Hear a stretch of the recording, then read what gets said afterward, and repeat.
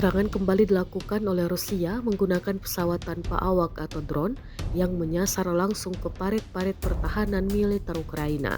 Dalam rekaman video yang diunggah di Telegram, Selasa 8 Juli 2025, tampak satu persatu drone menyerbu dan masuk ke dalam parit yang dihuni oleh pasukan Ukraina.